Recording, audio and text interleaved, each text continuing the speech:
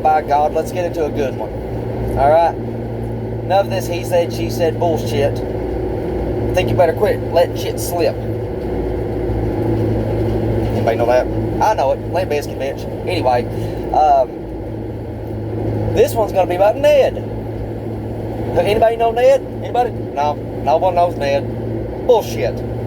He's one of the greatest kept secrets in Kentucky that no one wants to admit that they know about. It's fucking hilarious. Anyway, Ned is a project of mine. And it's not just a project, it's a band, it's a lifestyle, it's a fucking way of fucking life for me. Ned is me. And I am Ned, in turn. But, let's figure out how we got there. Okay? Let's start from the humble beginnings. And if you want even more humble beginnings, then you need to go back and watch the Stone Blind video. Okay? But, I'll start at where me and Stevie took off of Stone Blind. So, at the time, I started living with James. This was around, I think, senior year of high school. Actually, I know it was around senior year of high school because I was dating a girl. We broke up. She lived on up the holler. So I moved in with James. Every morning, we would go up to Stevie's house, fire up a fat one, listen to fucking Zeppelin, Black Sabbath. Usually it was Sabbath, Sweet Leaf is the one. I think Sweet Leaf was number 2. We spent the first song maybe rolling it up. But anyway, after it's all said and done, James usually went back to the house. So that left me and Stevie to sit there and talk about music and talk about, you know, dreams and life and anything that would come in mind. And at the time, we've already started jamming together. But I'm like, what if we start writing original stuff? And, you know, that's when the foundation of Ned started. If you want a comical view of it, then you can read the very first Chronicles of Ned, of Let's Start a Band kind of thing. But we started the band Ned, and it was me and Stevie, and we jammed some songs, songs that we wrote. The first songs that we wrote was Ghost Pepper in the Sky, Willy Wonka and the Meth Lab, and The Name's Ned. Now, we did a couple covers. You know, we did Johnny Cash, we did Waylon Jennings, but then we wrote The Bow to Mudhog, which gave us our blues aspect. You know, we wanted to go straight blues because it was more digestible in that area. Well, we started playing songs out and about, and not actual out and about for people, but, you know, playing them in front of people, and people really liked it. People would come up, they'd sit around and listen to us jam a couple songs. Basically, they would come in while we was jamming, and we would finish our song up, and then we would stop, we'd smoke a joint with them, and then we'd go back to playing. And that was the basic repetition there for, you know, the foundation, maybe the first year of Ned, when we first started. I'd do anything to have them days back, man, to be able to play in that house on that equipment, you know, with Stevie. I'd give anything. I give the spot we're in right now just to restart, you know, to do it all over again. But I moved away. You know, this was right after high school. I got a job at Walmart, and it didn't pan out, so I went down to Berea to get my first girlfriend. Ironically, Stevie knew, because we all went to the same school at one point, and I ended up getting with her friend. Ironically, ended up marrying her friend. But periodically, we'd come back to Jackson, and I would go see Stevie. We would jam, and this trend still happens today. Not with the same woman, of course, but every time I go to Breathitt County, I got to go see my homeboy Stevie. Okay, that's just the way it is. We'll sit, you know, hang out, play some music, and not physically playing the music anymore. I'm hoping we can get back to that sooner rather than later, even if we don't never permit it to anything else. But I just hope one day, you know, we can just sit and jam, and maybe you can bring Derek along. But we wrote our first album out of all that before I moved away, called Ned Zeppelin. And I passed that off to people up. When I moved away, we moved to Winchester, which is where South Fork Studios ended up at one point. And I wrote the song Two Tacos and a Taffy Tornado, which is basically, and not basically, it is, with different words, One Echo by Ned. We redid it for Ned, make it less comical, make it more sensible, make it political, and it became One Echo. One Echo, you look out the window, let's clap our hands and see which way the wind blows. We all got caught up in the eye of the tornado. Hold on tight, it's going to be a long show. Now, you all can decide for your own lyrics. But we went and we was going to record with a guy one time, or at least go talk to a guy in Hazard, which told us that in that song, we needed to put a swing in there, which is a da da da da da da da da da da da da. Okay? We took that to the soul. We bypassed the heart and the cockles and the testicles, and it went right to our soul. That swing, that difference. You know, everybody always wanted to be heavier. But what happens when you put a swing in there and you try to make it different? Which is what no one was doing at the time, making it heavy and making it swingy. You know, no one at the time was doing that. I mean, you could say the stoner crowd was doing something like that, but we never heard those bands before then. Stevie might have. I never heard of Electric Wizard, Caius, any of those swing sludge bands from back in the day. So, you know, according to my brain, I fucking invented this. You know, I invented this heavy swing style of genre. You know, and I never heard anybody else call themselves Appalachian Swing. So, I'm claiming that. I'm claiming Sulphur. Because everybody around Eastern Kentucky has their own sense of style. And that can go as far out to Louisville, Kentucky. Everybody has their own sense of style. And it all reverts back to what do they have in common. They all have something in common, and that's heaviness. Not death metal heavy, not thrash metal heavy, but heaviness as a whole. Dynamics. We have the best music in Kentucky. And I'm not saying that to be elitist. I'm just saying that so people come check it out and see what all the fuss is about. That's why I say Ned is one of the greatest kept secrets in Kentucky. And probably Ohio and Indiana too, because we played there. But it's probably the most unknown secret. You know, a wives' tale. You know, it has the same relevance as a wives' tale. Only certain people know about us. But I'll tell you this, I can go to Eastern Kentucky and I can say, you know Ned? Or do you know Bloody Breathy Studios? And 7 out of 10 people is going to say, oh yeah, I heard of you. Some relevance. So we're being known on a local level or regional level. As far as nationwide level, absolutely not. You don't hear about us in the fucking Time magazine for being the most outrageous fucking hard-hitting fucking band or anything like that. You know, and it's honestly a stretch. But to be the heaviest band, we're not the heaviest band by far, but we are the heaviest band to ever come out of Jackson, Kentucky. And probably Eastern Kentucky. I will say that. Maybe not the heaviest band out of Eastern Kentucky. Maybe the most uniquely heavy band out of Kentucky. We're not thrash metal. We're not metalcore. We're not deathcore. We're Ned. Pinpoint us a genre. Tell us. Tell us what it is. Appalachian grunge. Okay, we've heard that one. Sulphur. Blues metal. You know, that's pretty similar to it, but not all songs are blues metal. We're all over the fucking place.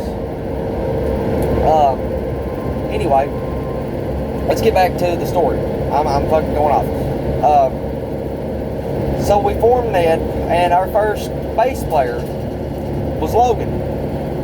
Logan came up and he recorded with us. He lived in Hazard at the time. He would come down once a week and practice. Meanwhile, me and Steve would sit here writing material and basically presenting it to Logan when he come down to learn. Because Logan wasn't around enough to be included in the writing process. Eventually, he quit showing up at all. And, you know, that's when I started hanging out with Tyler. Then Dave Boyce Taylor recording the formation of Bloody Breathy Studios. You know, and it was just, Tyler wanted to play music. Tyler wanted to come and play music with us. And I wanted him to do it too. And at the time, Zach was treating him like fucking shit. So, you know, I got him to come up in Ned. Hang out, play a couple songs, and Tyler became our bass player. You know, I thought Logan just didn't give a shit about it. Until we had a show called The In and Out. And here's Tyler, here's Logan. Here's Ned getting ready to go up. Logan's plugging up the bass. And I'm like, Logan, what are you doing? Oh, I'm playing a song. I'm like, Logan, you're not in that anymore, buddy. What do you mean? I said, you ain't came to practice 4 months, dude. Tyler's been here every day. Every time we wanted to practice, he's been here. So the compromise was, and it screwed Tyler out of some stuff, was we gave half of Ned's set to Logan. And Logan also got a set with Artificial Hatred. But I think at the time, Logan was the rhythm player and Tyler was still the bass player of Artificial Hatred. So maybe it might not have screwed Tyler, maybe it might have screwed Logan out of a set. I don't know. But it was just, when you don't show up to practice, just expect that you got fired. Okay? When you don't hear anything from this band for 4 months and we're practicing still, and you don't want anything to do with us, then just expect that you're not in the band anymore. And that's the way me and Stevie took it. That's the way Tyler took it. You was the only one that didn't take it that way, because you was holding out hope that you was still in the band, even though you didn't put in the same amount of work as we did. But you showed up, you wanted to play, you did your part, you even hauled equipment, I think, for us that night. I'm not 100% sure, but we let you play. After that, Tyler became the sole bass player in Ned. We released our album Burnout, and that was all Tyler. And we rode on that for a year, and then we decided, hey, we need to make a follow-up album. We want to expand on this idea of Burnout, which we thought at the time was a refurbished, a better done Ned Zeppelin. So we wanted to expand on that style, the Ned style. And that's why we have a self-titled, just simply entitled Ned. But again, I apologize for the vocals. I sound like and I've heard this, a dying fucking parrot. Anyway, I know that. But did I stop? Did I stop at your criticisms? No, I kept going. And, and I might sound like I got an ego, but I don't have an ego. I got knowledge. And I know I've got better than what I was. That's why we'll get into it, but there's a new Ned now. Tyler got caught with Jake, maybe Jared, a couple other people, in a car that had a illegal substance in it. Now, it's never come out of whose illegal substance this was, but it was under Tyler's feet in the back. No, I take that back. Tyler was the driver. Tyler was the driver of this, and somehow some kind of illegal substance got under a floor mat in the back seat of the car. So, he was in the front page of the paper. Everyone knew that he was our bass player. The people who actually gave a shit knew that Tyler was our bass player. So we had to cut ties, because Stevie's parents and my grandparents are very involved with what people think about them, in a way. They might not admit it, but they really care about that. Maybe the church, the Christian aspect of it, I don't know. But, it's not a good look when your bass player gets caught with an illegal substance, no matter who it is. It's just common sense. So, we got rid of Tyler. We ended up bringing Logan back for a brief period. And I think around that point, we even tried out Billy Derringer. Billy Derringer was set to do something with us. Tyler, he got out of his trouble, and he went back up north with Jake, and just so happened that he came down for the festival. So, Billy Derringer, he was in another band that I'm not going to mention the name of because it fucking sucked. The only good person in it was Joey, and he's no longer with us, and he's the only talented motherfucker in that band. Everybody else was just, one was washed up and one was not even good, and he became an asshole after he said he would help us. But rest in peace, Joey. But anyway, I looked at Billy, and Billy looked fucking tired. He just got off stage. I said, hey man, our old bass player showed up. Do you care if he jumped on there and played a song with us? And Billy just kind of threw his hands up, and at first it was like, no, I don't care a bit, man. It was no restraint, nothing. So Tyler played the show with us that night. Well, come to find out, I don't think that he was ever mad at us, but, I apologized to Billy over it. I said sorry. I said it to him about 2 or 3 times, and then all of a sudden he catches this attitude. Yeah, you kind of screwed me over. And then all I can do is say sorry. Okay? Tyler was there, he wanted to play. And to do something. But other than that, Do Something show was pretty good. Ned headlined it, and same show, Artificial Hatred broke up, and shortly after that, Stevie moved. I'm way off here in my timeline. We only had Burnout when we did the Do Something Fest. We only had Burnout because we were still practicing in the old house. We didn't release the Ned self-titled until this happened. And this is where I was leading up to. Stevie moved in a girl and a couple and a baby into the house. So we couldn't practice anymore. That's something Stevie, thought he had to do. And, we couldn't disagree with him because he's his own person. He makes his own decisions. And I'm not holding anybody at gunpoint to play in Ned. Just not going to do it. But that's where that chapter ended. Then we moved practice space to a new place because Stevie moved after that. He moved back in with his parents, and we had a garage to practice in, and that's when the Ned self-titled was released. And I was actually going to college at the time, and some of the recordings was done through KSBTM.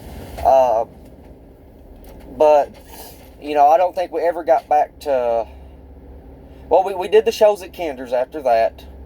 And then, just all of a sudden, we quit playing. Stevie couldn't do it anymore. He wanted to do something with that girl or do something for that girl. I'm not for sure. But, yeah, so that's basically... Oh, we started Electric Six. I mean, I'll have to make a part 2 when I get more storage space. I'm running out of storage space. I literally have less than 10 seconds left, so I'm going to have to